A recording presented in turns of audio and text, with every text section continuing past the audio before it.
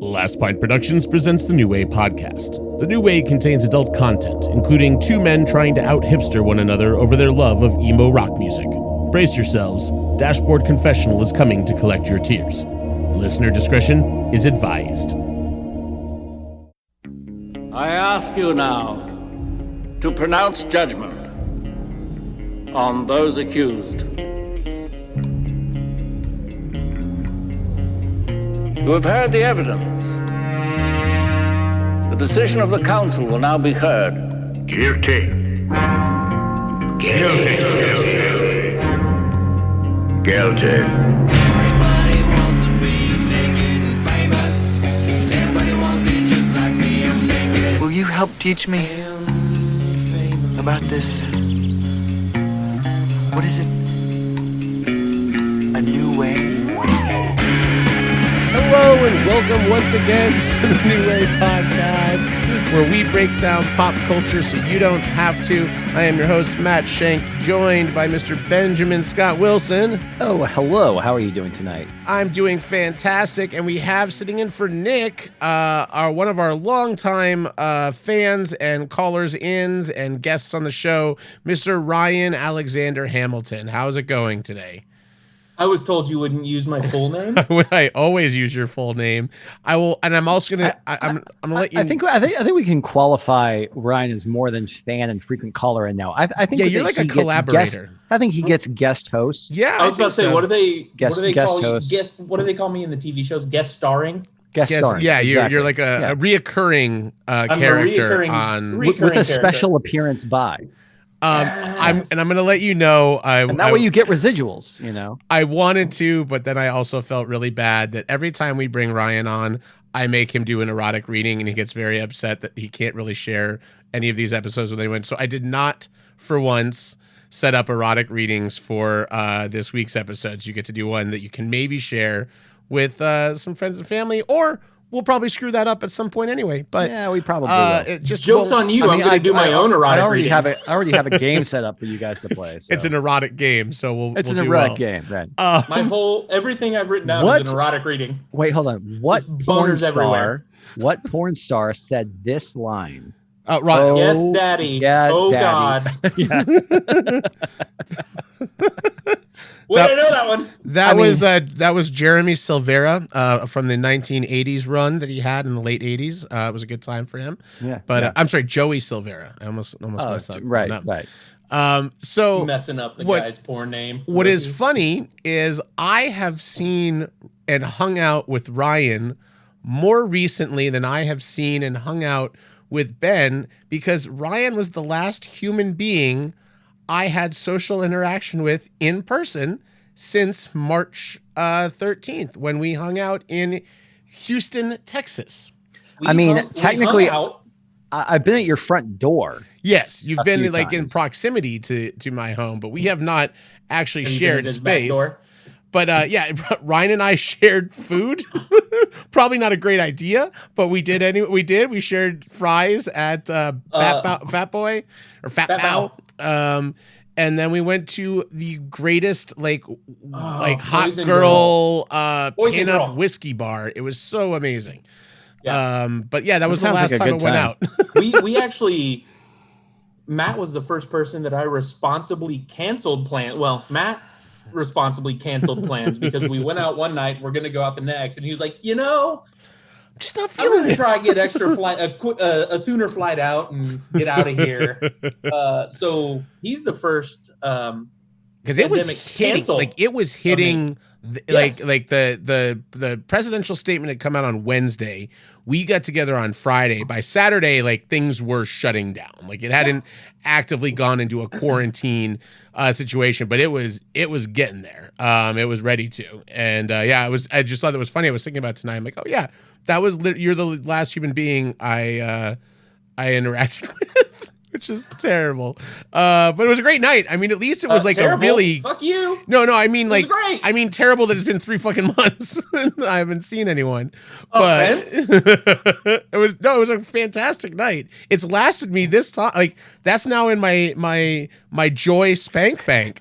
I was gonna say. I just think about that and I cry and I smile and it's wonderful. See well, how fast we had to ruin it for your friends and family, Ryan. It's sad how close your spank bank is to mine. This is Crying, true. smiling. This is true. It's Other just a men. lot of fluids from wherever. One thing I also want to get to, we kind of missed it over all of our. We've been recording kind of off cycle and off sequence, but we didn't talk about Jerry Stiller passing away. And Yeah. I definitely wanted to throw some love his way. If you were a Seinfeld fan, his portrayal of George Costanza's father was unbelievably funny. He also did Stiller and Mira for the old time, to go to way old school comedy for duo stuff. But I was reading, I thought this really summed up what kind of a human being he was. This was a really funny anecdote I read. And this was literally the guy who this happened to wrote the anecdote. But there was a dude that was guesting on, not even guesting, it was a bit part, like a one-line part on King of Queens. And I think he's a yam salesman. That's literally like all it is, and he's selling yams. And the director like doesn't like his delivery or something, and they're like, okay, we're gonna can him and bring someone new in. And it was like literally for like one scene. And Stiller the kid's like getting fired, and Stiller like literally walks up to them and he's like, guys, just work with him for a half a second and remember this ain't fucking Shakespeare. And literally saved the guy's job on set, being like, listen, just don't overthink this. This is probably this kid's first job. It's stupid. Don't fire someone over a single scene in a crappy sitcom, not even a crappy sitcom, but whatever. I just thought that was such a telling thing. Like, I don't know that there's a lot of like stars of shows that would go to bat for someone like that they don't know, just to be like, hey, everyone calm down. What I thought was the most interesting about Jerry Stiller, and obviously a lot of people our age know him from Seinfeld. And he, like you said, he's done so much stuff prior to that. But what was so interesting is you hear these interviews and look back at things now. He was supposed to be in that relationship in Seinfeld. He was supposed to be the subdued, quiet. Yeah. And what he turned into was literally just like an outtake. And then they were like, wait a minute. This is how it should be. Yeah, I think I saw that same, like, there was a little retrospective did. That was another thing I didn't know, and it makes it so much funnier to rewatch the episodes. So they said watch his delivery, because he has such a strange syncopation to how he delivers lines with these weird pauses and stuff. And they said that literally was not necessarily part of the character. He was really terrible with lines. So he would be fighting to remember bits of the line. So he'd have these and would make these long kind of like sounds and pause all this stuff. And like, that was just Stiller. And it just fell into it and then just became part of the character. So rest in peace, Jerry Stiller. Yeah, he's obviously he's obviously a legend. What a great family. You know, like a comedy family. I mean, if you're talking about just royalty, the Stiller family is pretty big. And I've been waiting for that last shoe to drop. Well, I guess if you have three legs. But you know how they always say like the death thing comes in three. Like Fred Willard and Jerry Stiller go really fast. I'm just like, please don't let it be like fucking Christopher Guest or something like that. Just don't, shut your mouth. Don't even don't even guess. Don't let it be Reginald Val Johnson. Well, that was my favorite. Don't kill Carl again. Yeah, we can't do that. Bring out Laverne and We've Shirley only killed again. him 47 times in the show. We did kill Penny Marshall. Ben successfully killed Penny Marshall. That's my fault. Serial killer over here. It's like from Ghostbusters. I did that. That's my fault. My bad. My fault. Lordy. I just forgot what I was going to say, but Ben, I want to remind you, I think you asked me to remind you, or I remembered, you had an anecdote you wanted to share on air about Dave Willis from Aqua Teen Hunger Force. Do you remember what this might be? Yeah. Well, no. So they've been Adult Swim has been doing this really fun series online where they've had characters who have appeared in Adult Swim shows doing commencement addresses to this like digital because obviously everybody's doing all these like digital commencement addresses because of COVID-19, and so they have like Eric Andre does one. That a lot of the characters from like different animated shows are all doing one. So Aqua Teen Hunger Force, I think the last year that they were on air was 2011. But Carl, who's one of the funniest characters, I mean, he's this upstate New York, just like, oh yeah, I thought my sandals were getting a little tight, like just ridiculous. Mad Dog-esque. Yeah, he's Mad Dog. He is Mad Dog. Hey, you think you're smarter than me because you got a piece of paper? Hey, you paid $200,000 for that. Who's the asshole now? Like shit like that. And so, anyways, Dave Willis was the guy who voiced him and also voiced Meatwad and multiple other characters in Aqua Teen Hunger Force. Also, his name was Meatwad. Meatwad. The name plus the voice are just amazing. Zula. It's the old school. Zula. Hello. I'm dumb. Dumb as hell. But anyways, Dave Willis was somebody who I always looked up to because he was this really talented voice artist. One of my first jobs after college, I was working as a freelancer for this film firm called Atomic in Tennessee, but I was PAing, so I was only working like a day or two a week if I was lucky. And even though they shot on film and did stuff I was super qualified to do, I wasn't getting enough work. So I eventually applied. You don't sound bitter at all. No, well, it ended up. I thought I had a more steady job, and it didn't end up happening. But I applied to the company that most consistently employed them, which was the Johnson Group, and I had kind of an in there, and so they hired me. Of course you did. No, Ben Wilson always has a. I had an in from Atomic, and I also had an in from somebody else who they worked with. Your work with Johnson's in general. But however, he has experience with Johnson's. He's a part of the Johnson Group with the big Johnsons. A group of them, actually. Yes, a collection of Johnsons, if you will. It's true. But anyways, so a murder of Johnsons. I was basically just a glorified gaggle of Johnsons. I was a glorified. Oh, come on. He's trying to finish the story so bad. It's fine. Because it's not even that great of a story. You just brought it up. Oh. Okay, so you're at the Johnson Compendium, and there's a group of Johnsons. Yes, the group. Continue. Yes.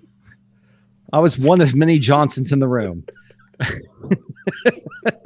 Howard Johnson is right. Exactly. Oh. It's a bunch of dicks in a shitty hotel. They're actually a really huge advertising firm, which is kind of funny. Huge Johnsons? That's interesting. Huge Johnson group. Yeah, they are huge. Now you know why I fit in there. That's why I didn't get hired. Words Ben's never said to a woman before. Touche. Again. Anyways, finish your Johnson story. I was basically a glorified PA, but so I was setting up appointments for a lot of the other people, that were there, and so I noticed that we had to do a call in so somebody could record a radio commercial, and I saw who the talent was, and it was Dave Willis. And so I was like, is it the Dave Willis or whatever? So I'm like looking it up, and I'm finally like, oh, this is like Dave Willis from Aqua Teen Hunger Force. And so I'm on the phone. The way that they did it back then, this is 2005, 2006, is they would put the mic in through the phone signal so that the person at the ad agency could actually coach them through the phone. Huh. Like there was no video conferencing. It was just all like they would hear the signal, the raw coming off the board, and they would coach them through the phone. So I call in, and they're like, hey, is it, we're looking for the account manager, Steve, is he there? And I'm like, oh yeah, I'm sure he'll be on in a second. They're like, do you want me to patch you through to Dave? I was just like, yeah. And so I'm not supposed to do that. So it just patches through. So I'm just sitting there, and he's like, hey, I'm like, hi, this is Ben. We're just waiting for Steve. And this other guy, Steve, doesn't even know who I am. And so he's just like, cool. So we just start talking. And it's one of those things where like for a minute I'm shooting the shit, and I'm just like, yeah, man. Is it weird to say I'm a big fan? He's like, oh, no, it's cool. It's cool. I'm like, yeah, I'm a huge Aqua Teen Hunger Force fan. So then this other guy, Steve, comes in. He's just like, hey, I got it. And I'm like, okay. And he's like, you can hang up now. And I was like, oh, okay. And I got fired a week later. I'm not shitting you. So you didn't measure up to the Johnson. So yeah, your anecdote was Johnson did not fit in that group. You showed your Johnson too early and before it was ready, and they didn't let you in. It was still the only job I've ever been fired from. Rookie. That's amazing. Look at this guy only being fired from one job. Yeah, I know. Sucker. Imagine that. I do want to, before we get to our game, I do want to mention. Oh, there really is a game? Yeah, there is a game. So last night, there was this event that was being put on, a Zoom event by members of famed comedy troupe The State, who, if you are a listener of the show, you've heard us talk about Wet Hot American Summer, or many of the things that people from the state have gone on to do. It was an MTV sketch show in the 90s. Or at the very least, you've heard us say we want to dip our balls. Yes, we referenced, there's a lot of state in this show, but they were putting on a reunion special on Zoom for $20, and all the money was going to charity, to NAACP, and I forget, there was also like a medical fund that was going to as well. It was, so first of all, it was supposed to be from like 9 to 10 o'clock. Like it was supposed to be like an hour long thing, not 9 to 8. That would be different.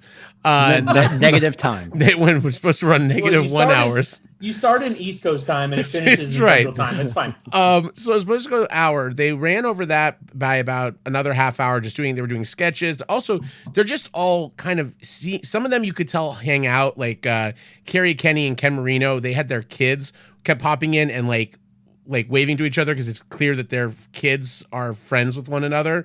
So you could see like which ones were, but like Michael Showalter was in a completely different like state of mind, state of everything. He had these giant glasses on that apparently he can't see. He honestly looked like he was having like some kind of stroke. It was the weirdest thing with him. By the very end, he had started to kind of like open up a little bit, but it was very bizarre with him.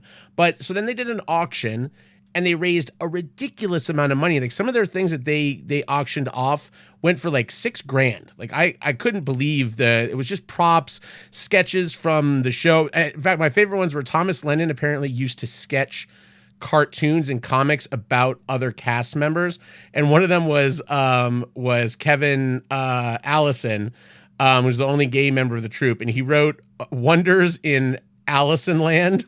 There was a whole theme park, like a penis theme park for him that he had actually saved, and it had all these drawings and stuff. But they auctioned everything off, and then after they finished the auction, which was another like hour and a half, it was around I think 11:30 at night. They're like, if anyone just wants to like stay on, we're just gonna like hang out and shoot the shit. David Wayne just starts like sharing student films of his from film school that he did with Ken Marino. And they're just like whatever clips they had and just talk. Like literally it was like getting to hang out with a reunion of friends and kind of watch it happening. But it went till almost 1 a.m. Like it was so much fun. They're going to release, I think, the non-auction portions of it in some form when they're done with everything, but I'll definitely shout that out to our audience when it was so much fun to watch. Like I literally it was a nice break from a lot of just tough stuff that I'm sure we're all going through and dealing with in general in life right now, but it was awesome. That's one of the real cool things about, I mean, obviously everything's going on right now is you're seeing the creative community come through with just a ton of stuff. When you were talking about that, I immediately thought of the community table read that they did. Yeah. I don't know if y'all are community fans. Oh, yes. Like I am, but they did that table read, and you got the beautiful moment. I mean, obviously, who's it? Pedro Pascal in place of Walton Goggins, and he couldn't get through anything on the table read. And then Donald Glover finding out, wait, y'all have a group text message? Yeah. I was about to tell y'all we should start a group text message. Like it is kind of amazing. So I think everyone thinks that Donald amazing. Glover is way too cool to hang out with them. That's Yes, exactly 100%. what they said. They said, Donald, we thought you were too busy. And he goes, so if I had told y'all I was just thinking we should start a group text message. If I'd have told y'all that, would y'all have told me you already have one? Or it's like, no, great idea. Because you think about it, I mean, it's Donald Glover and Allison Brie are the two from that basically skyrocketed. He gets added to the group, and he's like, "Why are there 4,643 other messages?" It's a hell of a scroll-up session. Yeah, it's a lot to catch up on. Eventually, you just gotta cam out. I think you're right, Ryan. There've just been things that's been amazing. Josh Gad's Reunited Apart series has been incredibly fun to watch. I thought the Lord of the Rings just like hit such a high level of greatness. And we've got a Ghostbusters one coming up this week, which is super exciting to see that happen. And We're not sure when this is going to air, but this week, on its way. for us this week at some point, for everyone else, depending on when this airs. But How many episodes do y'all have in the can? 164. Ooh, listen to that. No, I think this Ryan is gonna knows what he's talking about. This is gonna air after one of our short episodes. I think our Damon Lindelof episode goes next, and then is it one of those episodes that I'm very familiar with the subject? And y'all we have our beer episode next. Then Damon Lindelof. Then y'all this talk one. about, oh yeah, that's right. We do y'all have gonna talk about Texas and not include me. cold beer readings. Yes, we do have cold beer readings. There's we had a lot of episodes stacking up here, which is good. It's kind of nice to have that going on. But yeah, we have been straight episodes since March when I got back here in mid-March. Last week was the first week we've taken off since you got back from Texas. Yep, which is and some of those crazy. weeks we've done too. Come back to Texas. Well, I'm gonna be dry, so I'm not flying anywhere anytime soon. But I am gonna probably be doing a Texas road trip, probably in September-ish times. I'm thinking. Well, Matt, will it include DFW? It'll include whatever you want. Because I'll be in DFW at that point. Oh, that's right. That is right. Well, yeah, sure. I'll no longer be Ryan from Houston. For a second, I thought you said VFW, and I was like, I don't understand. No, yeah, I stop at all the VFWs. I was like, what? I don't know about this. I'm a big fan of bingo. Actually, I was like, we're gonna go to the VFW. Sure, whatever you want. I think. If I'm driving, sure, why not? I mean, I've got to drive back to Florida at some point, but I may also go up to Ohio and see my friend up there. Wait, you're gonna drive? Do you know how big? So, I know. I've driven. Do you know how big I've the driven country to is? Bandera 5 times. Somebody looked at this the other day, and they drove from point to point in Texas, and I could literally. It's the same if somebody went from east to west in Texas. It would be the same as me in Houston driving to Ocala, Florida. Yeah, that's crazy. But we're a big state. And Ocala is only like 3.5 hours from us. Yeah, we're a big state. I have driven it before. I will drive it again. I'm going to take my Mini on the road. No, get an RV. I'm not getting an RV for myself. Get an RV. I'm not going to be that guy that drives an RV by himself and goes to the RV parks and it creeps out people. The guy. Like used to have people are gonna watch and be like, look at that one dude in the RV. Used to have the wife, but don't have that anymore. I'm kind of with Ryan. I think this sounds like a perfect idea for me. It's not like you're driving a windowless van, Matt. I would love. First of all, I love the idea of getting in an RV and driving across the country, but with people. I don't need to have a whole. But if you rent an RV, people will. If you build it, they will come. So Matt, what you're saying is we have to go halvesies. We have to go halvesies on the RV. Oh, I will go somewhere. I will 100%. Well, first of all, my business partners have an RV, like a tow RV, out in Texas that I could. But I mean, I don't know. I don't have a truck. I don't know. I've thought about renting an RV. I have thought about renting an RV very recently. Within the last week, thought of renting an RV, but we'll see. This is all very far in the future for me for right now. It's too far for me in advance to think about. But so Ben, what's this game? Well, first off, let's talk Thunderstruck? about Is it Thunderstruck? I want to play Thunderstruck. Is it Crossfire? Let's talk about what our topic is this week, which is guilty pleasures. Now, for those of y'all, those 3 of y'all that have been listening since the very, very beginning back in 2013, you will realize that episode 5, which aired on May 2nd, 2013, was in fact guilty pleasures. So just like Marvel, 7 years, just like Marvel, we are just recycling everything that we do and doing the same story. Oh, I thought you were going to say that we've been planning this for 7 years to build our New Wave cinematic universe. I would like to think that we have. So in honor of that, and in honor of the fact that we have Ryan here, we're going to do a quick game. And this is going to be a kind of a takeoff of from Doug Love's movies, Whose Tagline Is It Anyway? So I have a list of taglines, and I will read the tagline, and we're going to go one by one, and I'm going to give the other person the opportunity to give the answer. And if the other person gives the answer, they get a half point. But if you get the answer, you get a full point. Okay. And so I'm going to start with Ryan. Are you going These to are keep gonna be- score for us, or do you want me to keep score? No, I'm going to keep score. I got it. Okay. So these are going to start pretty easy. And the idea is that these are guilty pleasure films. I mean, so we have a theme. This isn't a Do you theme mean will emerge. adult films, Ben? Well, potentially. But yes, these are potentially I hate guilty these games. pleasure films. Can we just read porn or something? Like, can we just read something You erotic? complained about the porn last time, so now you get games. But I think it's gonna be fun, and it's gonna be easier than you think it is. So Ryan, we're gonna start with That's you. what she said. Well, I like it So- this time. So normally we don't get to watch Ryan while he like tries to figure out these answers, but now we get to Aha. actually see him. Joke's on you, bitches. All right, Ryan. I mean, this is good. I Okay, so Ryan, the first tagline that you get: "The dancing's over. Now it gets dirty." Is there a second Dirty Dancing? Dirty Dancing. Extrapolate what you're thinking right now. Is it Dirty Dancing? No, it's not. Is it Dirtier Dancing? No. So listen, the dancing's over. Now it gets dirty. Maybe a star that was in Dirty Dancing. I don't know what it is. I got nothing. Matt did a musical based on it. You give it to Matt. I don't know. wait. Did you listen to our musical episode? Come on. Yeah, but it didn't register. Are you? Hold on a second. Is it Roadhouse? It's Yes. Roadhouse. Roadhouse. I was gonna say it's Pain don't hurt. I mean, of course, I had that for our guilty pleasures. Sure. Pain don't hurt. Pain don't hurt. Pain don't hurt. I don't know why it got so clipped, but it makes it funnier to me when I like played it back. Pain don't Sounds like you're hurt. about to play a Moby song. Pain don't hurt. Okay, should I Sorry, give a I half just- point to Matt? No, I'm not even giving. Nah, don't worry about it. Pain don't Okay. I hurt. got So- Roadhouse. I got it.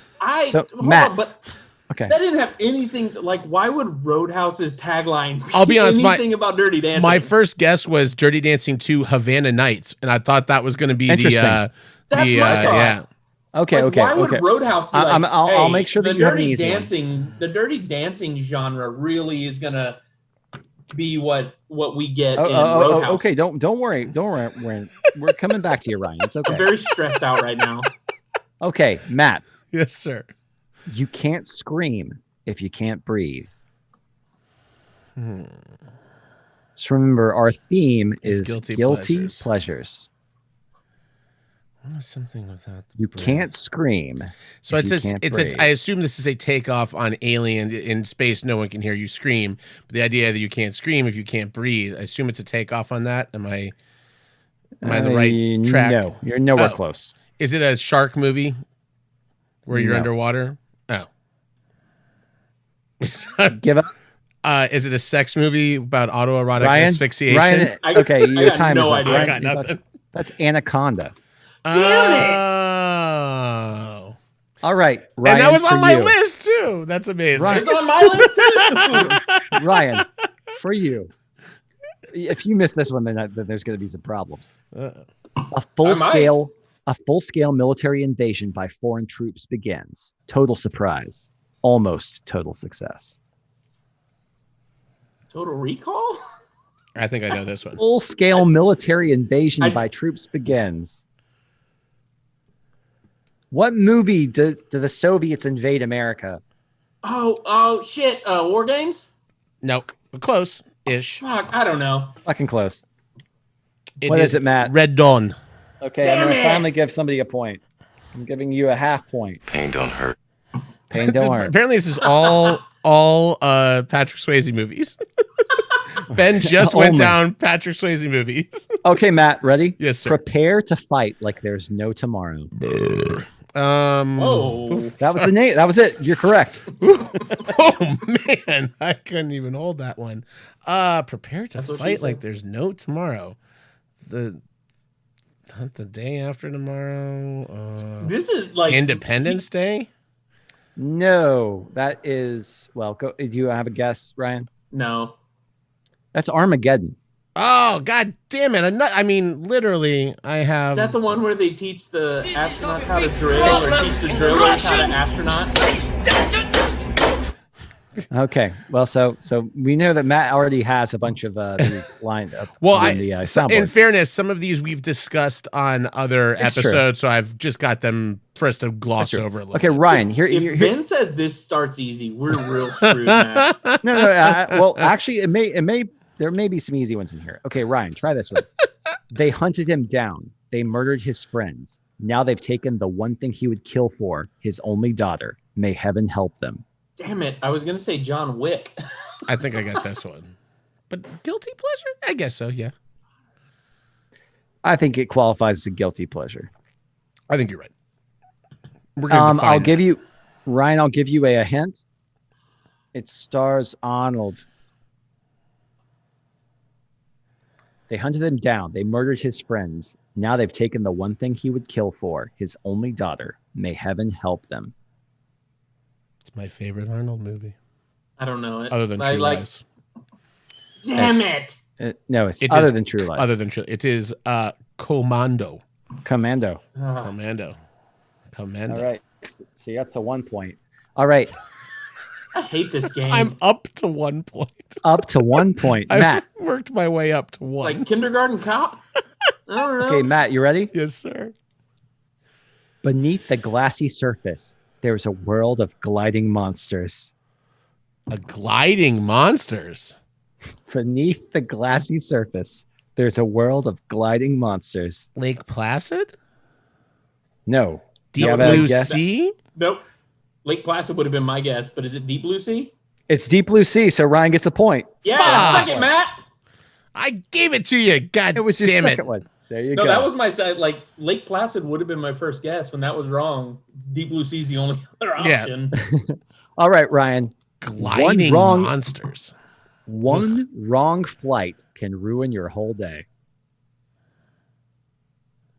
It's the Jay Wakefield story. Think guilty pleasures.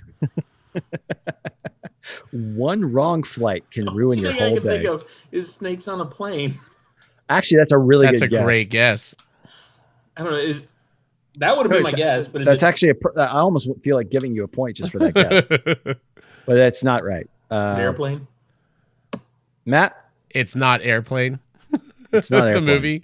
What are other? How would that be a guilty the whether there were two. There's Executive Decision and Passenger 57. That's Con Air, motherfucker. Oh, come on. Steven Seagal getting sucked out of the plane is when you have a bad flight. Executive Decision is a good movie. It's a movie. It's a movie. It's qualified. It's a by definition. It's a movie. Okay, I'll abridge this game. We'll only play a couple more rounds. I have a lot, but okay. How about this one, Matt? He's a stranger in an even stranger land, suburbia. Is this Mr.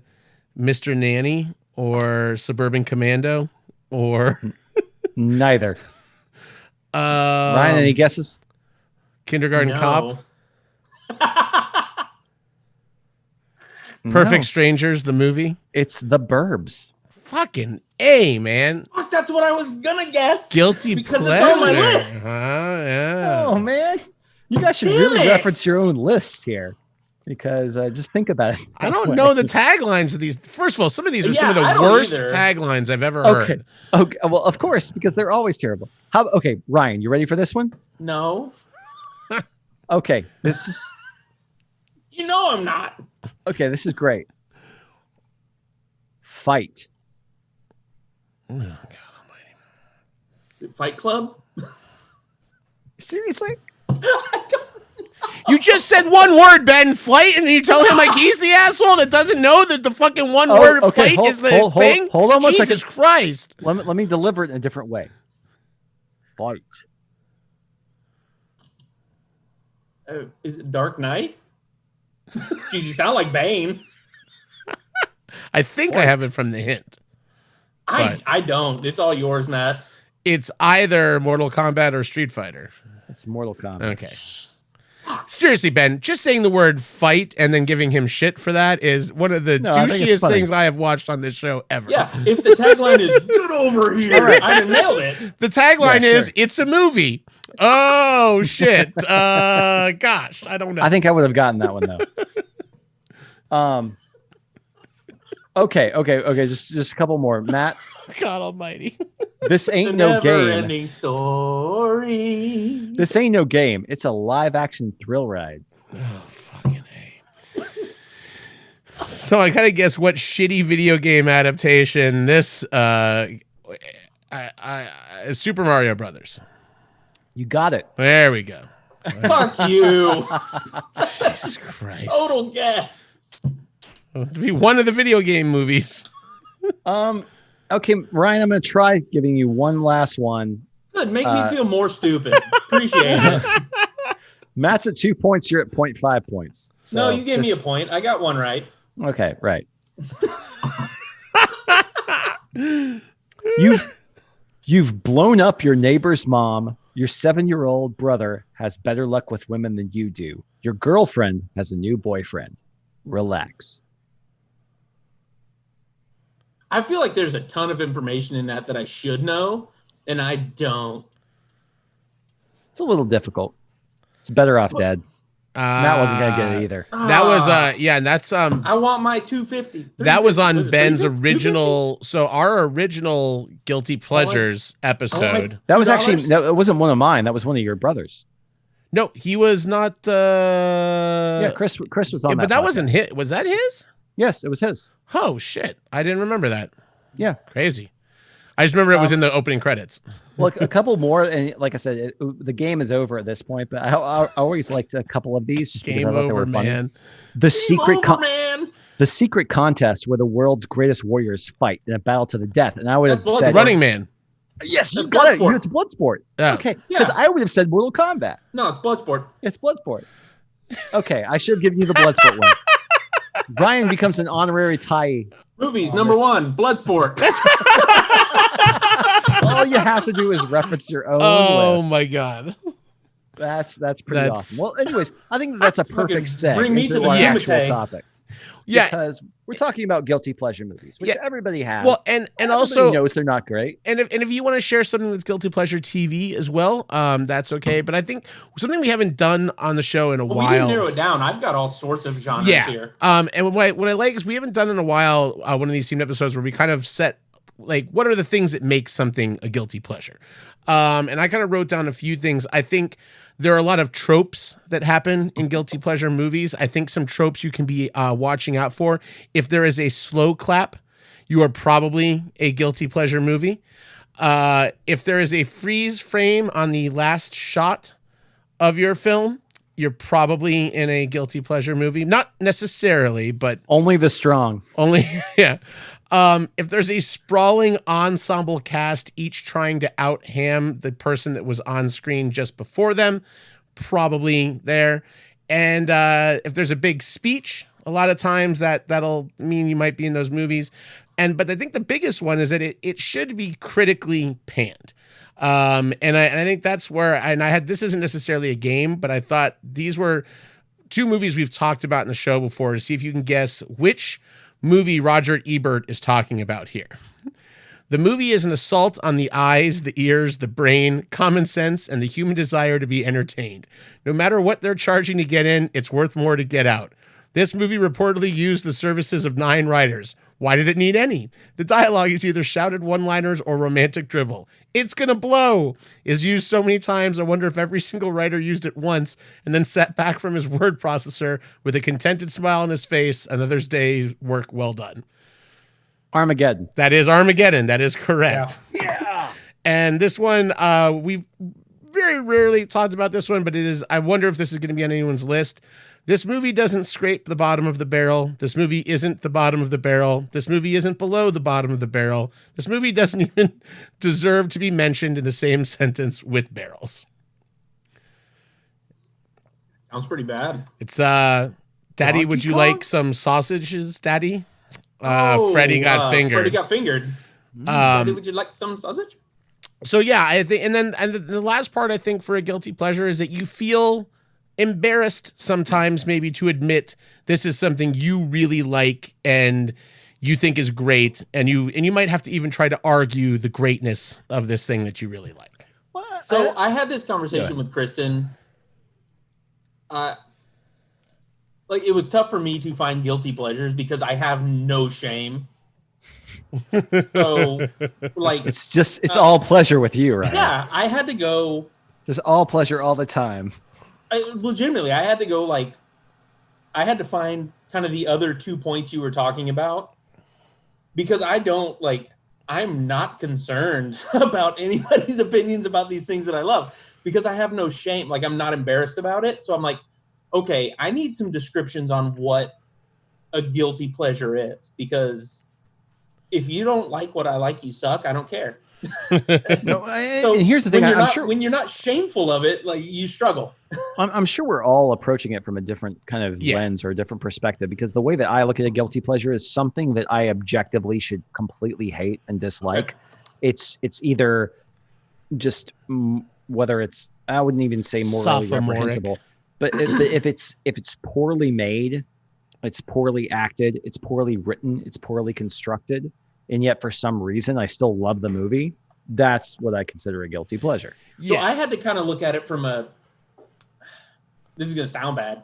I had to look at it from like the psychopath's viewpoint of like, would somebody else judge me? Like, should I be reacting this way to this movie? Or would somebody think I should react a different way? I think it's more sociopath than psychopath, but yeah. Yeah, and I think part of it is that... But I don't have that emotion in my, like...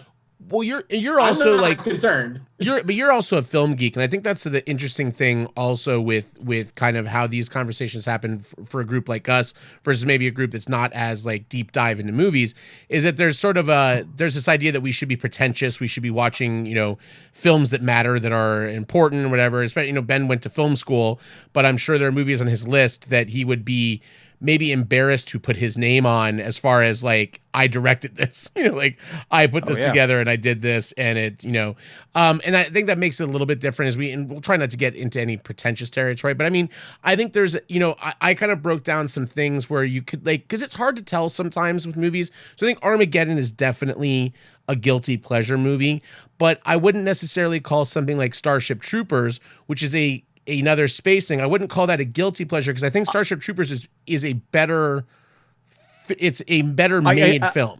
Well, here's the irony of that, is because I feel like at the time of their release, Armageddon was almost better received by some critics than Starship Troopers was, because nobody got Starship Troopers. Like, I mean, for all of their pretentiousness, like none of the film critics got the fact that the whole thing was a fucking farce. And like they didn't get that the whole thing was just this send up of like basically imperialism and like it was a propaganda movie. Fascism. Yeah, it was a fake fascism movie. It was fantastic. It's such a fucking great movie.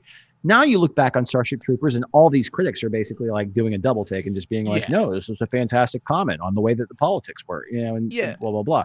I'm like, no, it's bullshit, because that's not the way that it happened back then. And some other ones I put on. It's not a guilty pleasure. It's just a fucking good movie. So, and clarify, are we doing movies? Are we doing movies? TV? It can be TV. It can be whichever you want to, whatever you want to throw on here. We got time. Because I think there are things like I look at something like Con Air versus The Rock. I think The Rock is a better, more competent movie than Con Air, and I would consider Con Air the guilty pleasure and The Rock to be not so much. And then I found the perfect one for the dissertations. There's an evolution of guilty pleasure going up. So you have Roadhouse, which is firmly guilty pleasure. Then you have Point Break, which can be argued either way, whether it's guilty pleasure or a movie. And then I went to Heat, which we had talked about. There's actually a lot of sort of crossover between Point Break and Heat. But you look at three movies like that and you say Heat is not at all. Heat's just a great movie. I wouldn't say Heat. But that's what I'm saying. If you look at like these kind of like downgrades, you Point Break is far guilty pleasure. Like that is a guilty pleasure movie. See Point Break, I think I'm in the middle. Slides into the middle. I don't think it's pure. And don't get me wrong, I love Point Break. Yes. But that is a guilty pleasure. Like, nobody looks at that and like obviously says this is a great film. I think you need to that is a listen guilty to our. pleasure. I think you need to listen to our Catherine Bigelow episode. We may change your mind. We do get heavily into it, but I recently watched it and I was very surprised. But yeah, so Brian, why don't you lead us off with a couple of things that you had in your list and why you feel that they kind of fit the model of guilty pleasure. All right, so do we want to do this in any sort of order? We want to movies, No, TV, whatever books? you want to do the what stuff you you want to do. talk Bro, about the so most you first. Do you? So I'm gonna go to the absolute first thing that jumped to my mind when I think of guilty pleasure. And again, this is if people were to meet me and know me, would they think this is pretty ridiculous that I love this specific piece? And it's Gossip Girl. Wow. Okay. My wife loves Gossip There you Girl. go. Bro, I love Gossip Girl. It's amazing. But it is absolutely a guilty pleasure because trash. at no point. It's trash TV. Yeah, fuck you, guy. Trash. Jeez. Hey, no, I mean, You're no, trash trash. TV. You're trash TV. I'm saying I'm not saying trash TV isn't fun to watch, but it's trashy TV. I mean, you have to admit it's a big soap opera. It's absolutely it is 100% guilty pleasure. You added the TV to trash a little too late. That was your mistake. When you say something's trash TV, you can get that's okay. But if you just go, it's trash. Yeah, TV. you call it No. trash. And I was about to fight you. I meant like trash in the best way. I mean, like we all watch stinks. trash. I'm like trash. Like I'm just giving you a hard time. I know. What do you Gossip- like about Gossip Girl? Like, what is it? It's just it just scratches that itch for you for. Yeah, I don't even know if I could pinpoint exactly what it is because about 5 episodes in, I texted whoever got me into it, my friend Laura. I texted her and said, "So this is Gossip Girl, right?" And she's like, "I don't want to tell you," which is telling me exactly what it is. Like, Yeah. So 5 or 6 episodes in, I knew exactly what that turn was. So it's obviously I'm not in it for, in-depth writing and plot twists. It's really just different ways of saying I'm Chuck Bass and Gotcha. how are they going to break up or get back together? It literally is just, I can watch this and not really have to pay attention and get right back into it as soon as I'm done. It's comfort food. Yeah, exactly. Yeah. It's great comfort food. And there's plenty of TV shows like that. But Yeah. Gossip Girl is the very first one that I'm just like, oh no, this is very obviously That at fits the top of perfect. my list. What about you, Ben? Well, actually, I have kind of a funny comment because I realized when I was just doing a little legwork, there's a director that is the king of the guilty pleasure, and that is Rennie Harlan, Oh yeah. the director of Cliffhanger, Deep Blue Sea, Die Hard 2, Didn't he direct that pirate movie and destroy his career? Cutthroat Cutthroat Island, Island. which is a guilty pleasure of mine. Oh my I God! actually like- You like Cutthroat Island? It's a guilty pleasure. I know it's a Ooh. bad movie, but I like parts of Ooh, it. bad movie.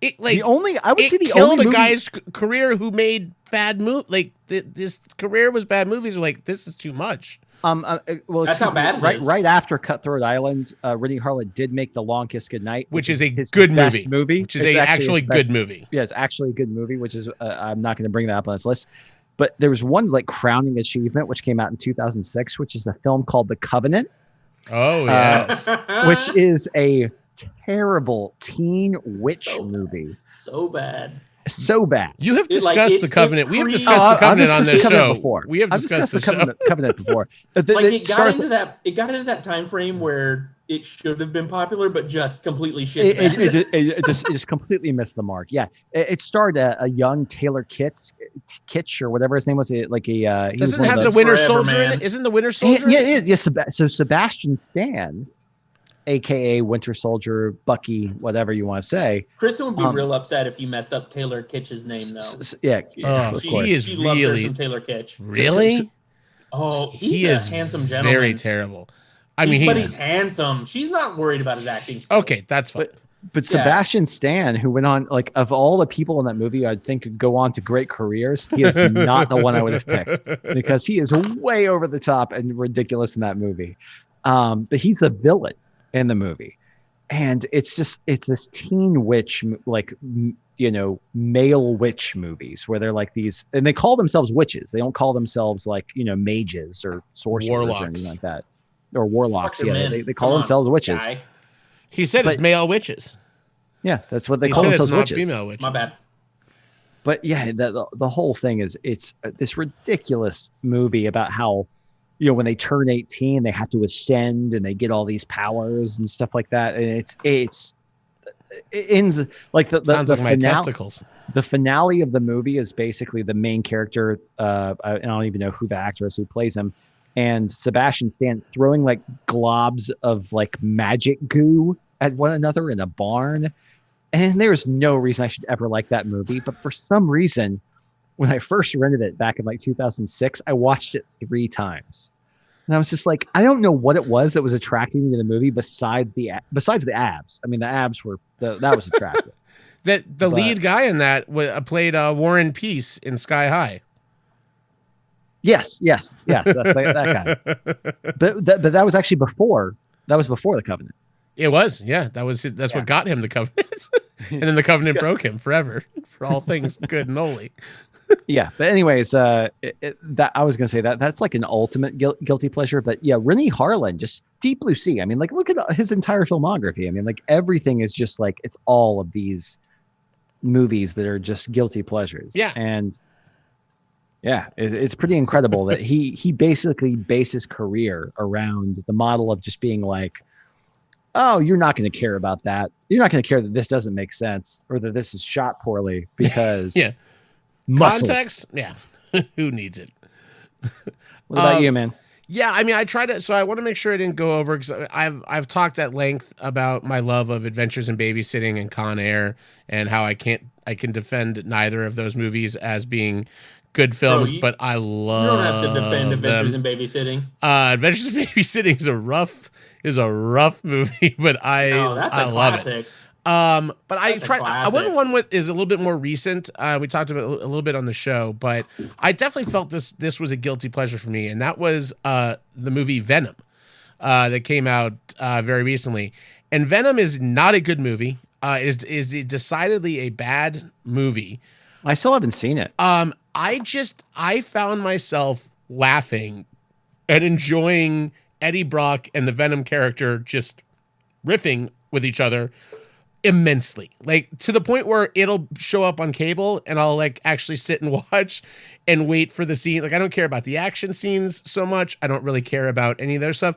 I just want to watch Tom Hardy talking to himself, like Tom Hardy with like crazy voice effects on him, like this. Whatever you say, but can we get something to eat now? Otherwise, your liver, it's starting to look really, really good and juicy. Yeah, definitely. I know a place down here. It's literally just him mumbling one character and then doing this strange voice for the other one. And that's a good third of the movie. And I'll watch that sitcom every day of the week. It is the best Odd Couple I've seen in ages. And I know I feel bad because I know I went to see that with Nick and our buddy Jeremiah, and they're like, they are Venom fans, like they're fans of the comic. And apparently it's a very bad take on the comic. And I go, I don't know anything about the comic. I just like watching these two people. So that's one of my more modern guilty pleasures on my list. I'm trying to place the Venom voice. It sounds like an actor. So he mumbles through every other role he's done, but he does a completely unique voice for Venom. Whatever you say, but can we get something to eat now? Otherwise, your Sounds like liver, the- it's starting to look really, No, it sounds like a mix between James Earl Jones. Yeah, And- definitely. I know a place down here. It sounds like the final boss from Mortal Kombat. Finish him. Shang Yeah. Tsung. Yeah, could be. A mix between Shang Tsung and James Earl Jones. Test your might. Anyway, I could have filled this entire episode with just quotes of Venom and talking about eating Do tater it. tots and chocolate. But that's it. it. What about up to you, Ryan? Oh, me again? Okay. I'm gonna... Man, I've got a list. I'm gonna go back. I'm gonna go to movies. You can do a few if you want to go over a few things. Feel You know what? I'm gonna go to movies, and I've got a couple of other places to go, but we'll go movies this round All right. and get back around to me. So I'm gonna hit two movies. They don't really necessarily compare, but these two movies I want to hit. One's a movie series. Very first one I've talked about prior to this on the show, but Mean Girls. Oh yeah. Mean Girls is absolutely a guilty pleasure, and I'll tell you why it's a guilty pleasure. I don't to me. know. I think it's a good movie. Yeah. So I'm gonna. I don't disagree. I love it, but I'm gonna tell you. So, like, I think it was like second or third date. Kristen said something like, "Stop trying to make fetch happen," and I looked at. I was, huh? And she was absolutely shocked that I didn't know a Mean Girls quote. And I'm like, Kristen, I'm a 30-year-old single male. I don't. That's not something I'm supposed to know. Wait, were you a single male or a singer male? Singer Because- male. I've been drinking, I Benjamin. have a fingernail. You're like, I'm taking you out tonight. Oh, we're gonna have a great time tonight at this. So take it away, Kristen. Nailed it. So I'm like, I have no obligation to know this movie. So I'm still trying to impress her at that point. So obviously I go and watch it. And now I know that movie backwards and forwards. And it's absolutely a guilty pleasure because at that time I was like, no, there's no like, guys have no obligation to know this movie. I don't know. Written by Tina Fey at big time SNL at that point. You don't have to sell me on it. No, I'm just. I'm bringing it here as a I'm guilty pleasure. I'm defending my single maledom. Say I gladly sought out that movie based on the pedigree that wrote it. So I'm like, yeah, I want to watch this movie. Like Tina Fey's fucking hysterical. Nick Santacroce and I saw Mean Girls in the theater in Chattanooga, Tennessee together. Two straight 21-year-old guys walking into that movie. Are you? Yeah. Yeah, So which part are you talking about? Males, straight, like what part? Any of the It's all above. questionable. Chattanooga. It's all ish. It's all ish. Yeah, I think and I think that qualifies kind of what we were talking about before too, Ryan, of like not embarrassed necessarily, but like it's against your type necessarily maybe to have watched this movie. Like Adventures in Babysitting. Yeah. Why would you watch Adventures in Babysitting other than like when you were a kid? But that's a weird movie for a guy to like too, if you want to get into that same kind of thing. If you were because to Ryan go out, did fuck with the babysitter. That's don't. If you were to go out and check with just your run-of-the-mill late 20s, early 30s guy, would he have watched Mean Girls and claimed it as one of his favorite movies? And probably not would have claimed it as one of his favorite movies. But Maybe not I'm one of his favorite assuming movies, most people. It would have been a guilty pleasure, maybe. I mean, everybody's seen but it Mean would Girls. not have been. But me at 30 had not. Like I hadn't. All right. I'm not gonna argue. I won't argue. You're arguing. You are arguing. Fuck with the lords of hell. Don't fuck with the babysitter. That movie's rated PG. I don't appreciate that language at all. And then the second is the series that I'm going to talk about, and I'm probably going to get some kickback on this one as well. Oh no! But the Fast and the Controversial. Furious entire Oh series. no! That's a guilty pleasure. That's one of my brother's favorites. Holy crap! Like I could sit down right now and watch every single episode and be completely entertained. The irony of the Fast and the Furious thing is, I think a lot of people would argue that they've gotten now after they did 4, like when they start, if you started at 4, they got better, or at least they elevated what they were trying to do. I still think they're just dumb as shit. But They are. They're dumb as shit. The acting's terrible. Somehow so bad. Somehow So bad. all of these people have gone on to have great careers. Rest in peace, Paul Walker. But like, God damn it. I mean, aside from him, that one went down in a flame of glory. But it's just like, And he was. I'm sorry. Rest in peace, Paul Walker. But he was one of the worst he was actors the worst one. I have ever. He's good in one movie, and that movie is Pleasantville, and it's because he's playing a dumb guy who can barely talk. Hey, he's And good in Varsity perfect. Blues too. Oh God. Time out. Can I just tell you that I found out today that Angela from The Office auditioned for the Ali Larder part in Varsity Blues? Huh. Wow. There you go. I mean, that was 23 years ago, so Yeah, it was makes sense. 99, Makes sense. but man, that's a It came weird out in production. 99. I'm Yeah. saying she would have auditioned. Remind me to like tell you 22 a years story ago. about her after the show. So Moving on. the problem, like, it's so poorly written, it's terribly acted. Somehow it produced a bunch of great careers. I don't know if it produced them, but a bunch of great careers came out of it. Sure. And it's such, like, the whole series is such a shit show, but it's so entertaining, and I can't not watch it. Anytime it's on, sometimes I actively pursue it to watch it. Ooh. No, it's awesome. I will- hey, listen, my wife is a Tokyo Drift fan to death. There you She go. loves that Man. movie. I've had so many arguments with my buddy Ed because he believes Tokyo Drift is the best one. That's what she would say. It's one of the worst ones. So I agree. what? It's not good. It takes the quarterback from Friday Night Friday Lights, Night and Lights, not the yes. good one, the TV Friday Night Lights, or the movie Friday Night Lights, Right. not the good one, the TV one. And I mean, it's got the dude from, what's the old Tim Taylor Oh, from Home TV Improvement. show? Yeah. Got the kid from, the oldest brother from Home Improvement. I mean, it's all a shit show. What is funny is I have a friend who worked on that movie.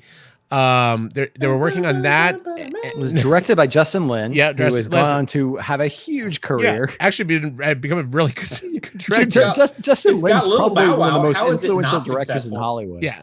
It's incredible. Well, I just know that she was an AD on that actually, and then she was also working on Spider-Man 3, so she had a real bad back-to-back run. That's a terrible run. Yeah, it was not a good run. But she goes, even the people working on Tokyo Drift were just like, oh, she goes, everyone in this movie was just like, man, this is not good.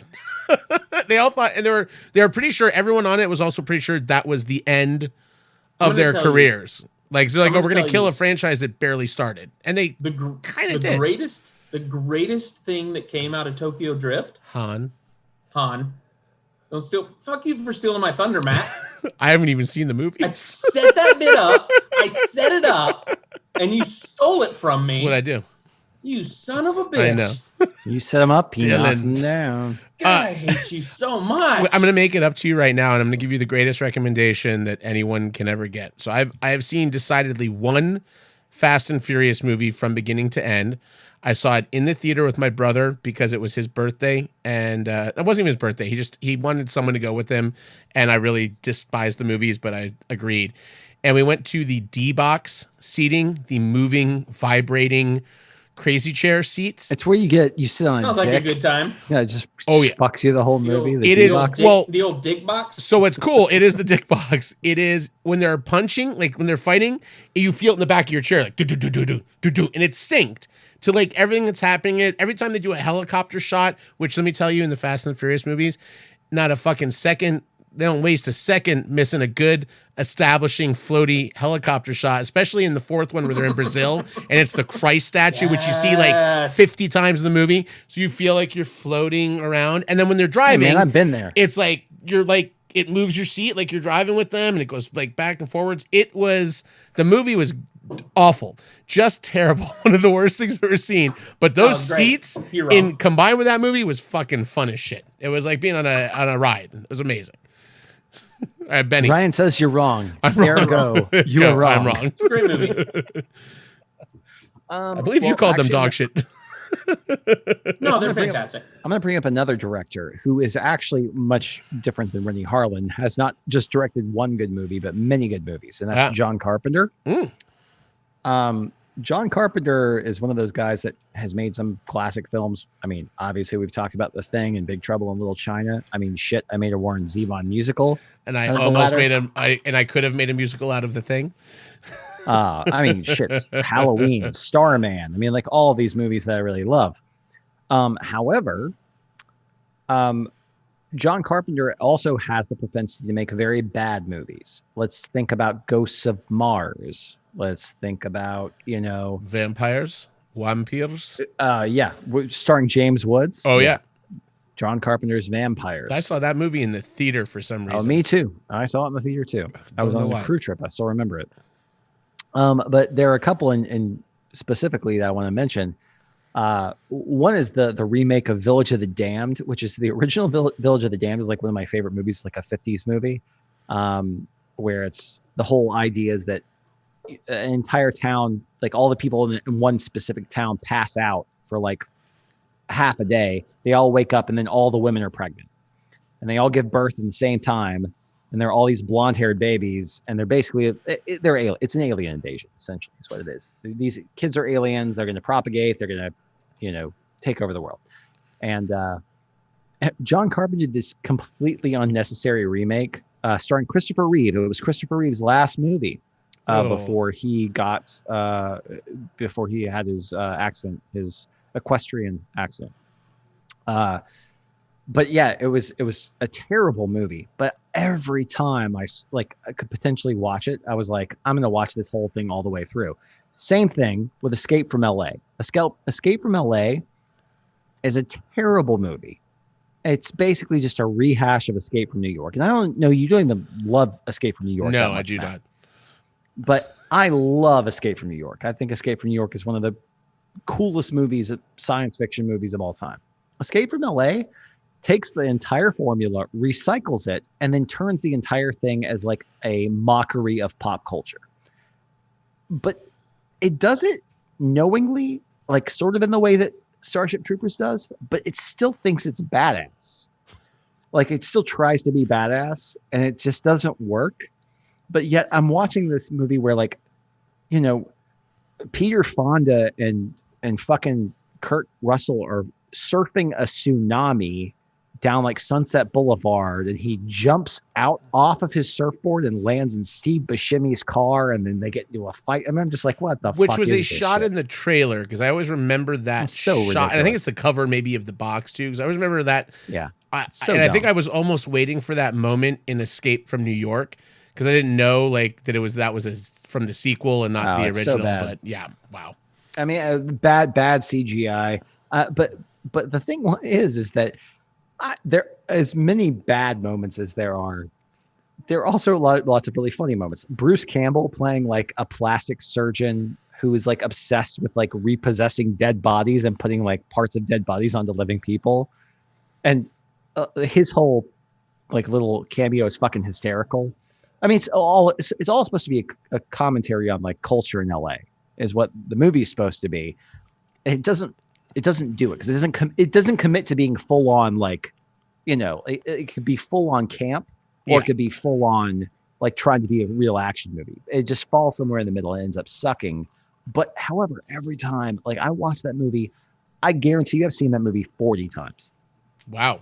And like anytime it's on, I will goddamn watch it because I love Kurt Russell, I love Snake Plissken, and the few small good parts of that movie I love so much that I'll just watch them till the next one. I remember I need to probably at some point just bite the bullet and watch that, just because I'm just curious, not really enjoyed the original. Maybe I'll like think the second one is amazing. If Kurt Russell speaks more than like 3 words and doesn't just grumble them, then maybe I'll like it talks a lot better. more. But you know how in the first movie, how everyone's like, I thought you were dead. Yeah. In this one, like 4 times, people are like, I thought you'd be taller. There we go. Like, I mean, it's just like ripping off the Roadhouse there. How dare they? How dare they? Yeah. How dare they? That was the only song I couldn't fit in, was I Thought You'd Be Taller. It was going to be one of my Roadhouse songs. So I had one that I thought of talking with your wife and our friends the other night. I think we brought it up at some point. This movie popped into my head, and I realized it is definitely a guilty pleasure. See if you can name this movie from this little piece of dialogue. Amy, a good gorilla. Congo. Yes. Yeah. Based on the Michael. I fucking love Congo. Based on the Michael Crichton novel. And who directed Tim Curry. Congo? Every single rag of it was true. The myth of the killer ape is true. Coco's sad. Sad. Frank Marshall directed. It was one Bad of gorilla. these, Bad gorilla. Go away. back when they were like they were adapting any Crichton property they could get their hands on after Jurassic. I mean, they were doing it before Jurassic Park 2, in fairness, with Rising Sun. And, yeah. But like there was a period where like Crichton just like anything he wrote, they made Timeline, which is a terrible, not guilty pleasure movie, just a horrible piece of cinema. It's not even guilty It's just pleasure, terrible because it's one of his best books. Like, yeah, it's a pretty good book. But Congo is and Congo's a much better book, obviously, than movie. But I love the bad gorilla suit. I love that they went that route and just have the power glove that she's wearing that can translate stuff, and all she does is just tell she's just playing the wizard. She just calls Laura Linney ugly woman like all the like over and over, like Amy pretty gorilla, ugly woman, which I found out. Congo now. I should watch on YouTube. There is a supercut that is just 3 minutes of like Amy pretty, ugly girl, Amy pretty. It's really bizarre. Speaking of movies with Bruce Campbell in it, Bruce Campbell plays the guy at the beginning of the movie who gets killed. Yeah, it's well, and it's great, and also it has there's a really great sequence in it with the hippos where they take the rafts out and they have to go through like the hippo infested waters, and I remember this was the first time I heard like, oh yeah, there are more deaths caused in the Congo by hippos than any other. Like the most fearsome creature in the wild is the hippo. Like they will fuck you up. And then it ends with like all the Tron gorillas at the very end, and the crystal, and they're smashing people's heads. Like that was like, I love it. I mean, Tim Curry was right. The myth of the killer ape is true. Those they all live out there, the silver ones. But yeah, Congo is one of those like. It's just something fun about it. And it's, I think, a good guilty pleasure. You just said it, Ben. Is if it's on, you can't stop watching it. Like it's on. You're like, oh shit, I'm falling into this for a couple hours, and you enjoy it.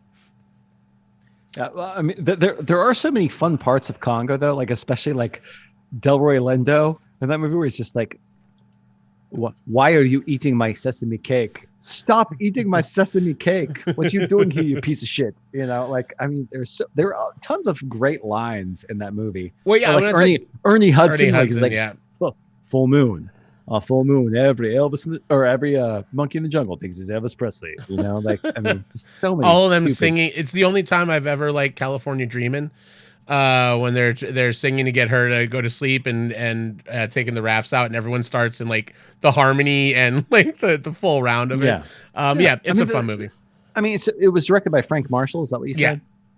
Yeah. So I mean, we're talking about a director that knows what he's doing. I mean, like, or has directed stuff that.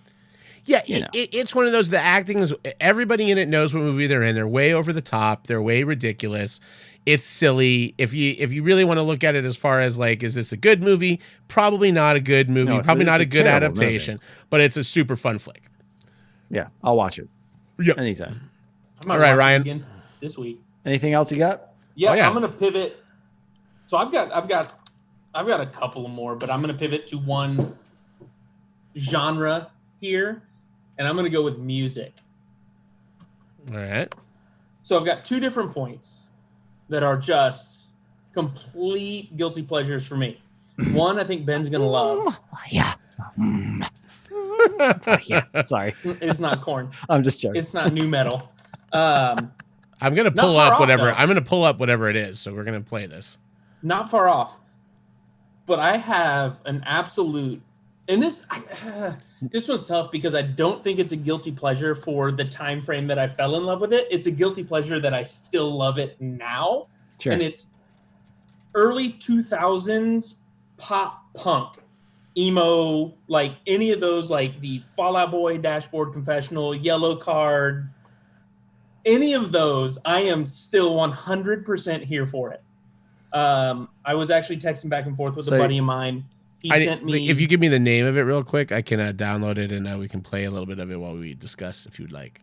Which, if you want to go with what people are going to know the most, it's going to be Dashboard Confessional. Vindicated. Well, you can do Vindicated. You can do Screaming Infidelities is going to be their first one. Yeah. So your hair is everywhere. So my buddy gave me. This was back when you still burned CDs. Gave me a CD. I'm called, sorry. What's a CD? What's a CD? CDR. CDR. It was one that he had named. My buddy Brian was notorious for making mixtapes of the early 2000s, which were CDs. And he named it. He called it "Name That Emo Boy Band," and it was Fall Out Boy, Panic at the Disco. The Academy is. Hold on. This is all third wave emo. This isn't real emo. It's I'm telling you, it is early. I'm not talking. If you go to emo Reddit, they're gonna blast me. But I'm talking about early 2000s, like it's third wave emo. pop I'm just punk. talking about. You're talking to the emo master over here. Exactly. Yellow Card, Saves the Day, any of those guys, and you couldn't tell them apart. Like, and I thought I knew these bands, and you'd play through this album or this CD and just be like, I can't even tell which bands are anymore. No kidding. Everybody did sound the same. That was the problem with that like wave of the third wave emo of like when everybody started wearing the like coiffed hair and dyeing their hair fucking black. Yeah. And, and then wearing a eyeliner. And then the second I didn't one, do any of those things. The second one is just straight up pop. Again, as a 37-year-old guy, I shouldn't love Taylor Swift, but good God, do I love Taylor Swift. I shouldn't love Call Me Maybe by Carly Rae Jepsen, but if you tell me that's not a jam, you're a liar. And then it gets better because you combine those two for emo covers, and good God, it's a whole new world of greatness. You go look, like Dashboard Confessional in like 16 or 17 did a cover of Love Yourself by Justin Bieber, and it's amazing. Yellow Card covered Everywhere by Michelle Branch, and that's what I was listening to when I called in was Yellow Card covering Everywhere by Michelle Branch. Nice. See, it's just AIM away messages all day, every day. Everything Dashboard, it was subtweeting before subtweeting was a thing. I just like emo Reddit. Don't talk over this. I have a great book. Don't talk over it. You're talking over it. Don't talk over it. I have a great book to recommend for any of our. Forever.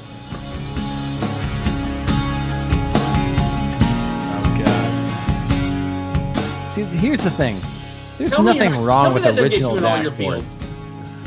There's nothing wrong with original Dashboard. I've got some things to share with you, Ryan. God, I'm gonna fight you. I am going to fight you. No, you're not gonna fight me. I'm saying I've got things to share with you that I think you love. Okay. He's gonna teach you. He's gonna show you real, as Ben calls it, the real emo music. No, I think original Dashboard is straight up. I mean, that's straight up second wave of emo. Actually, Dashboard come on the coattails of that, and then they translated that into all that bullshit with Fall Out Boy. Not saying actually Fall Out Boy's a bad band, but saying that third wave emo was where it got a little iffy. I knew it was gonna be dangerous when you went into those music waters, Ryan. I was going to warn you, and then I couldn't. No, I did it on purpose. I knew what I was getting into. I watched Ben pour a beer over there, just so smugly. It was amazing. Just seething, just bubbling under the surface. No. We can bond over loving "Cute" without the E from Taking Back Sunday. Oh, what a fucking great. Yep. Oh, God, yeah. I'll reel him back in. I know exactly what I'm doing, Matt. Hey man, there's some straight jams, and like I said, actually, a lot of those bands, like the kids will call it a bop. I love a lot of those bands from that period. The thing is, I just wouldn't call a lot of them emo. Yeah, and that's why I was very. I explicitly called it that emo pop punk. Yeah, it was like saying your daddy's emo. Yeah, it's absolutely a hybrid. Oh yeah, it started becoming. It's basically became stadium rock. That's the craziest part. It's like all those bands became like these giant pop bands. The ones that made it. Yeah, and that's why I was very clearly understanding what that is. If I were to call that just emo or punk, people would have lost their minds. all 7 listeners would have been furious. We've gotten so much hate mail. and then there's a whole group of listeners that don't know any of that stuff or care about any of that music. They just don't know. Ben would have sent me a text that was just like, listen, here's the thing. None of those are like, it would have just been a fucking book. Dear sir, you are not invited back to the New Way ever again, and here are the 7 reasons why, and some educational resources. But yeah, all the music, like, let's be real. Miley Cyrus, if you're gonna play Party in the USA or Wrecking Ball, I'm gonna jam to it. Sure, it's why great. not? I liked her Jolene ripoff. That's not Jolene, but It's not a ripoff. That's a great cover. No. Dolly Parton's her goddamn godmother. No, hold on. You don't realize how great of a musician she actually is. That's what's crazy. No. Everyone calm. Everyone, my God. Wow. I'm not calm. I want to fight. Very, very, very knee jerk. Not her cover of Jolene. She did a song last year that she said is her kind of like, it's her Jolene.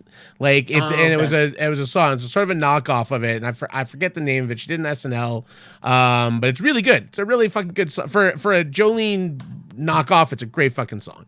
Her cover of Jolene is outstanding. Well, yeah, because she sounds like she's been smoking cigarettes for 170 years, so she's like perfect for. She's definitely Jolene. got like the Phoebe. She's got the smoky voice.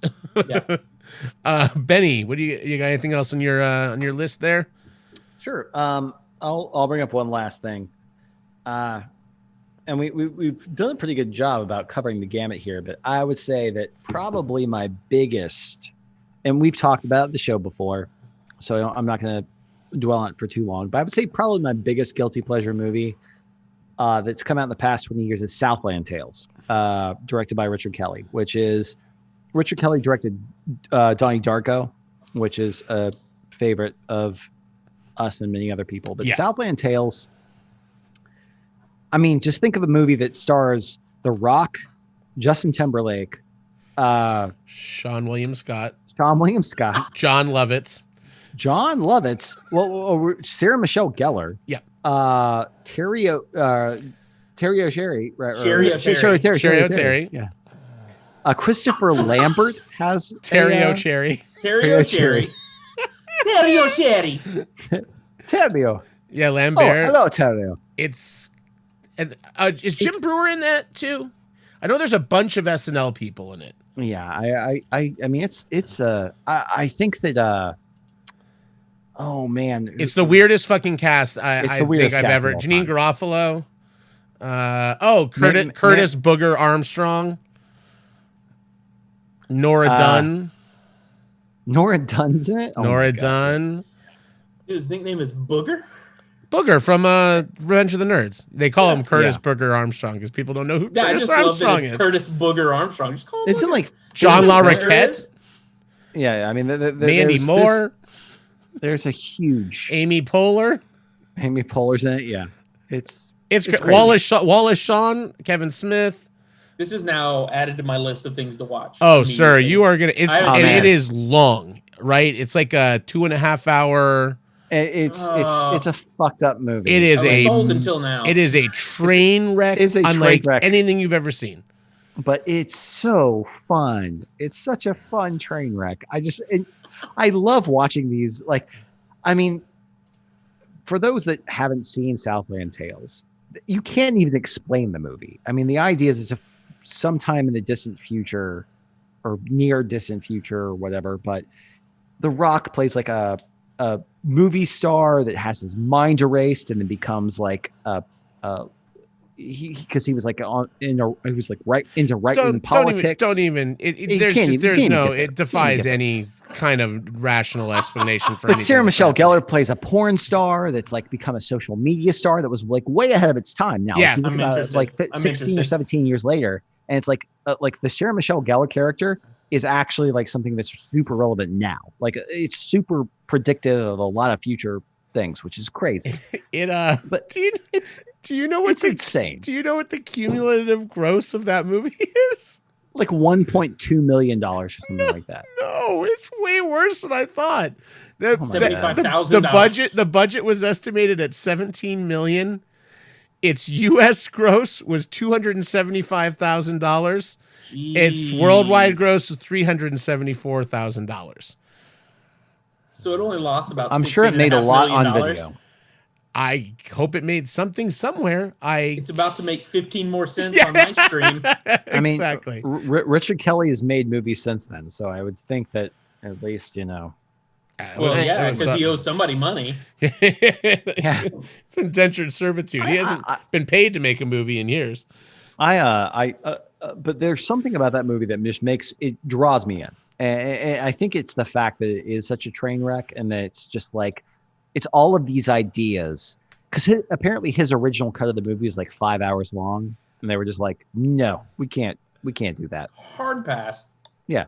So they put it down to a lean two and a half hours. Lean 2.5. 2 hours and 40 minutes long is like what they cut it down Think about what they left on the cutting room floor. Oh, I mean, it is. Well, they left an entire other movie. There's also a companion comic that's like a whole prequel, and then what happens after. That tells you like everything that happens, like the context of the movie. This whole world, all for naught.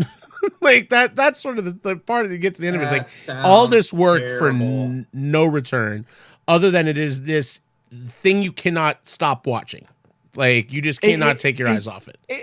But the thing is nobody's bad in the movie, and it's got this one sequence, and I'll send it to you, Ryan, where it's like a music video where Justin Timberlake plays somebody who just got out of the service, and he has like PTSD, and he's doing this whole thing like, I've got soul, but I'm not a soldier, to the song that everybody knows, but it's this one take, and he's just like walking around this. I'll send it to you, but it's like got these weird interludes. They're just like, man, is this a music video, or is this like what is this movie? That makes no sense. Yeah, and there are scenes in it that also look like rehearsal footage. Like there are things that are just not polished, and you can't tell. Like it almost looks like it's an outtake, and you're like, what am I like? Is this how it's supposed to be happening? Is this like a thing on purpose? It is bizarre. But the last thing I'll say is the funniest thing is the repeated line in the movie. Like a lot of movies have mantras or repeated lines or things that happen along those lines. Respect the cock. But tame the pussy. Yeah, that's Magnolia. That's Magnolia. But I love the fact that in Southland Tales, it's everyone points to like, were you gonna kill yourself? He's like, no, I'm a pimp. Pimps do not commit suicide. And that line is repeated, and it's literally the last line of the movie, where he's talking about a guy who gets reborn as Jesus. And he goes, he's my friend, and he was a pimp, and pimps do not commit suicide. Like it was this, that's the mantra of the movie. That's the thesis of the film. Huh. I mean, if maybe they called it "Pimps Don't Commit Suicide," it would have made 400,000 instead of that 375. Shit, yeah. But shit, who knows? Anyways, it's baffling, but I fucking love that movie. The only other one I have on, I don't remember. We talked about this one definitely in the old run of the show, but this one I definitely consider not a good movie, although some people maybe, I don't know. I think it is a very bad movie that I find infinitely enjoyable.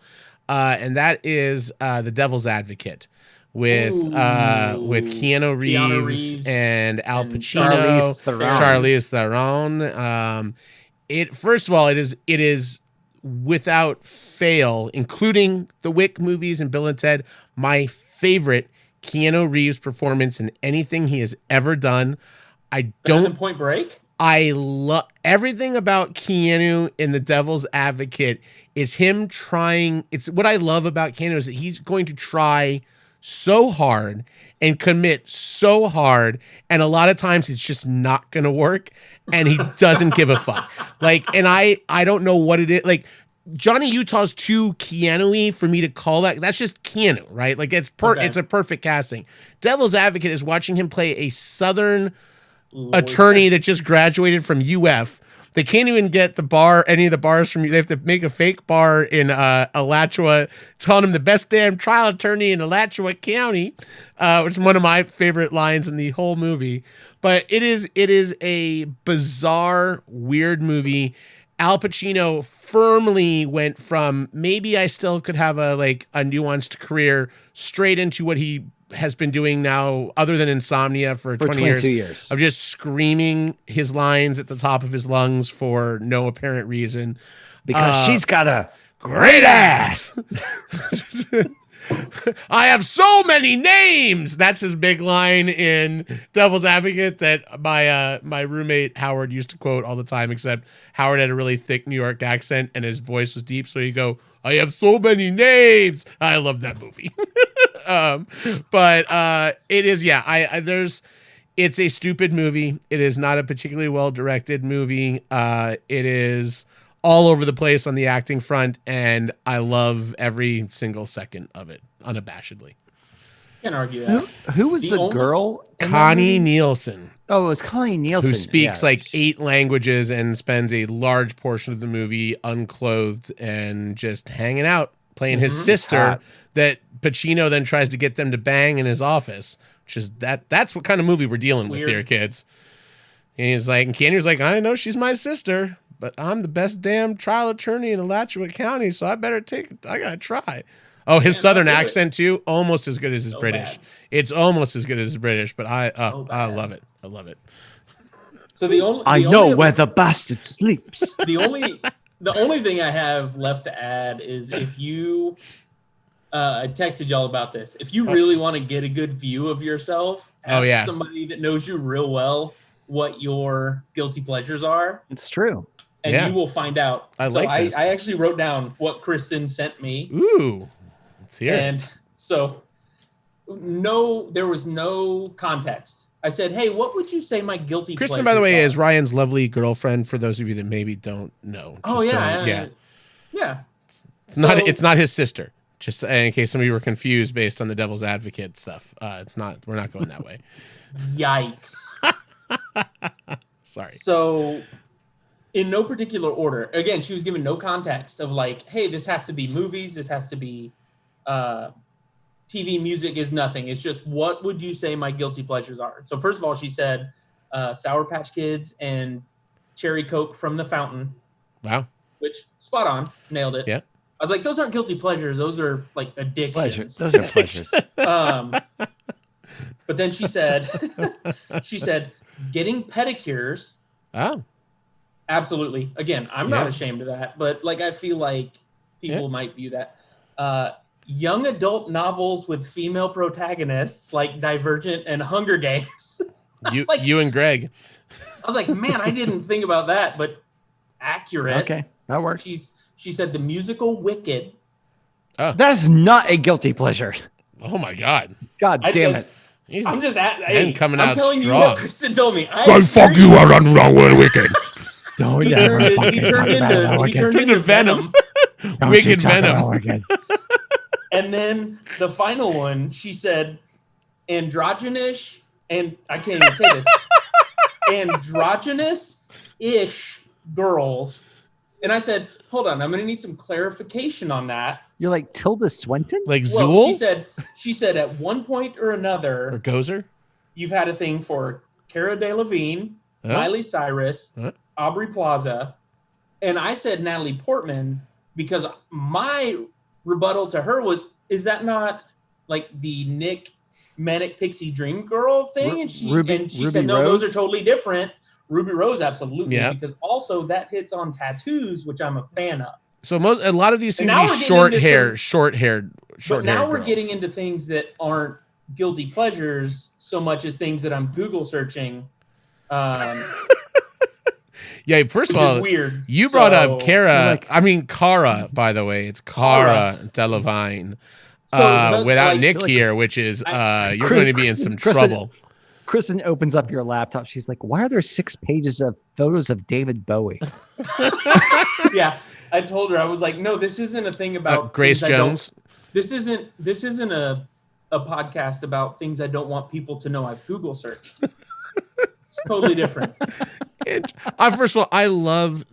I think you coined a new term in calling it androgynous, which I did that. think That's is all Kristen. that is hysterically funny to me. Androgynous. Androgynous-ish. No, I think I like just the portmanteau androgynous. I like that. It's That's perfect. good. It's perfect. But so we had like a text exchange where we were trying to figure out the difference between androgynous girls and Nick's manic pixie dream girl, like Natalie Portman from. Well, most of Nick's stuff is Garden State. eyebrows, though. So his stuff is the heavy eyebrows. That's Okay. Cara Delevingne, Emma Watson. You're talking Manic Pixie Dream Girl, which they do often have short hair because they have the pixie haircut. But it seems to be kind of that short-haired look. I think I would say more so than Garden State. I would think to Scott Pilgrim versus the World. Yeah. No, she absolutely. Yeah, which is not. In That's that not one, but- androgynous. That's like Manic But Pixie we Dream were- Girl. no, I don't that's think. Manic Pixie Yeah. Dream Girl. But I guess Androgynous is Tilda Swinton. Yeah. The Tilda main Swinton thing is I like was the trying to get clarification from her was like, I don't view those necessarily as androgynous-ish. Androgynous. I viewed those more as like the Manic Pixie Dream Girl. So she's like, no, that's totally different. I was like, interesting that we're talking about 3 or 4 different women that we just completely put in different categories. It's kind of interesting because like Tilda Swinton's one of those women that I'm like, she's absolutely like gorgeous, but she could play a man so easily. Like, I mean, or just one of those like asexual things. I mean, Like she's $1 Million Baby. Huh? You talking about the actress from $1 Million Baby that was in Boys Don't Cry. Boys Girls Don't Cry. Hilary Swank? Boys Don't Cry. Yes, Hilary Swank. One of the people don't cry. Somebody doesn't cry. We're going down a road. I'm gonna go ahead and I think that's we've got a good mix of kind of stuff we hear, and I think there's all kinds of movies. We try not to go over the ones we've done over and over again. I don't know if there are any on here. I Can't Buy Me Love, which is a huge guilty pleasure of mine. Also has a great slow clap scene in it that I pulled a clip from, but we don't really need to listen to a long slow clap. We could start one. I'm curious if you consider this guilty pleasure because I love this movie. Do you consider Willow a guilty pleasure? I stole the baby from you, Daikini, while you were taking a pee-pee. Yeah. I mean, I am a powerful sorcerer. See this acorn? I'll throw it at you and turn you to stone. Ooh, I'm really scared. No, don't! There's a peck here with an acorn pointed at me! I mean, it's George Lucas at bad George Lucas and Ron Howard at not his maybe best, but I love that movie. But is it a bad movie? I don't know if That's it's not a a bad guilty movie. pleasure. That's what I was trying to figure out if it's not, because I don't think it's a good movie. I think it's an okay movie that has. Okay. I think it's a kind of good movie that has missteps. Okay. But it's one of those movies that everybody our age would have watched Yeah. repeatedly at the time. So it's not really a guilty pleasure. That's a childhood favorite. It's Well, like I think. Well, I think that's also interesting to watch when you think about your kids' movies and you go back to revisit them to determine which of them were good. Like, so Adventures in Babysitting, guilty pleasure. Goonies, not guilty pleasure, right? They're two similar kids on an adventure, crazy adventure movie, but very kind of different execution. And I think you can go back and like when I was a kid, I didn't think Adventures in Babysitting was anything to be like not a good movie. My parents were like, "Why do you keep watching this movie? Something's wrong with you." Explorers, not a guilty pleasure. Yeah. Oh, what's that movie with the guy with the one who's the android kid? Daryl, guilty or pleasure. E.T., not a guilty pleasure. Mac and Me, guilty pleasure. well, no, Mac and Me's just shit. Not for Paul Rudd. But like Monster Squad, I have no concerns telling somebody that Monster Squad is a great movie. Oh yeah, that is not a guilty It's pleasure. Because it is a great It's movie. not a guilty pleasure. It's magnificent. Yeah, but it's not a shit movie. Yeah. a lot of people look at me like, the fuck is Monster Squad? Yeah, yeah, and I think that's Wolfman's got nards. Get the fuck out. Yeah. I mean, when one of the good guys rides up on a BMX, slides in, lights a cigarette off the back of his foot, and then tells the bully to eat a fucking ice or like candy bar, candy bar smushed to off the the ground. That's I'm just like, nope. He's That- asking Wayne never- Wayne Arnold from the Wonder Years to eat That's that. never going. to That's eat that never going candy into bar. the guilty pleasure. That's just going into the straight up pleasure zone. Yeah, I wouldn't. Straight I up couldn't pleasure even. I couldn't is even weird. stand to see that in any of the mix of random things that I have on here, like Howard Nope. the Duck. But yeah, that's Howard the Duck that's is a a guilty great one. one. Way guilty. But yeah, I think that'll do it for us for tonight for our Guilty Pleasure podcast. We hope you enjoyed what you heard. We are on our summer of nonstop podcasts. We also have some really cool things that are going to get released soon. We've wrapped up a couple of our projects, and we're recording some new projects as well. So lots for you to dig into if you're bored and you're worried about that spike in cases that's coming again. You just want to stay inside and listen to shit. We're here for you. That's what we do. Thank you so much for listening to the New Wave podcast. We'll talk to you next time. Cheers. Cheers. Cheers. Nice. Okay, bye. Bye.